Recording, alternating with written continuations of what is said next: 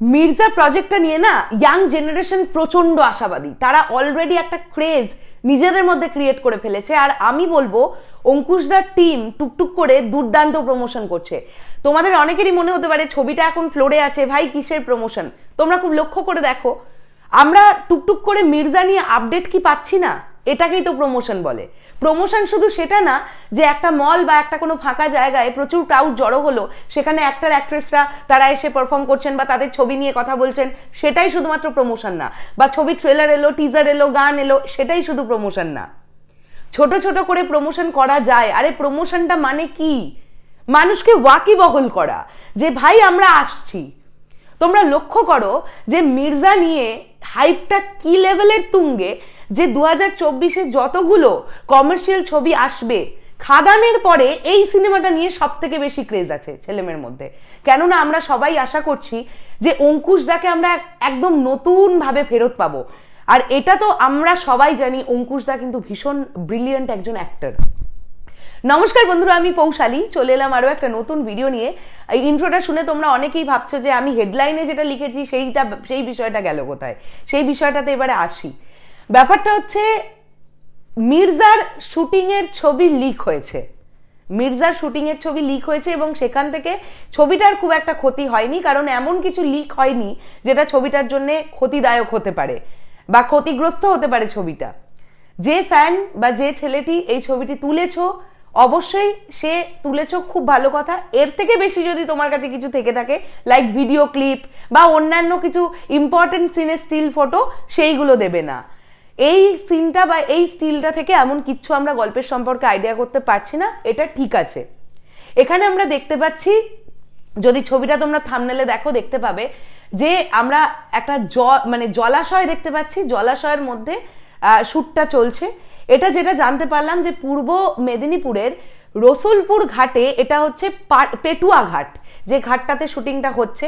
এবং সেখানে আমরা দেখতে পাচ্ছি যে একটা বোটের মধ্যে বসে অঙ্কুশদা কাউকে একটা ফোন করছে এবং পাশ থেকে ঐন্দ্রিলা সেনের ক্যারেক্টারটা এসে মোস্ট প্রবাবলি অঙ্কুশদার ক্যারেক্টারটার পাশে এসে বসছে। তো এইটা মনে হচ্ছে এই স্টিলটা দেখে। এবং তাদের লুক নিয়ে আলাদা করে বলার কিছু নেই, লুক তো অনেক দিন আগেই ঐন্দ্রিলা সেনেরটা চলেই এসেছিল। আর রিসেন্টলি অঙ্কুশদা এমন একটা ছবি পোস্ট করেছে যেখানে আমরা সেলফিতে দেখতে পাচ্ছি তারা দুজনেই কিন্তু লুকেই ছিল। তো লুক নিয়ে আলাদা আলাদা লুক থাকবে, গল্পটা এরকম নয়। আমার মনে হয় মির্জার কন্টেন্টটা প্রচন্ড স্ট্রং কন্টেন্ট, যে ছবিটা কন্টেন্ট দিয়ে বেরিয়ে যাবে, অডিয়েন্সের ভালো লেগে যাবে, এটা আমার ধারণা। কেননা মির্জার ক্যারেক্টারটা যেরকম ক্যারেক্টার, এরকম হওয়ার চান্স খুব কম যে একটা বাচ্চা মির্জা, তারপরে একটা 20 বছর মির্জা, তারপরে একটা 40 বছরের মির্জা, তারপর একটা 80 বছরের মির্জা, এরম নয়। মির্জা সেম এজে, এবং আমি যদি খুব ভুল না করি এটা কিন্তু একটা রাতের গল্প, ঠিক আছে? একটা দিন বা একটা রাতের গল্প, এরকম একটা বা ওয়ান ডে ভিত্তিক গল্প বোধহয়, আমি যদি ভুল না করি। তো আর যদি ভুল হই তাহলে আমরা মির্জাতে গিয়ে দেখতে পাবো, যদি গল্পের কিছু অদল বদল এসে থাকে। তো সেই খবরটা আমার কাছে নেই।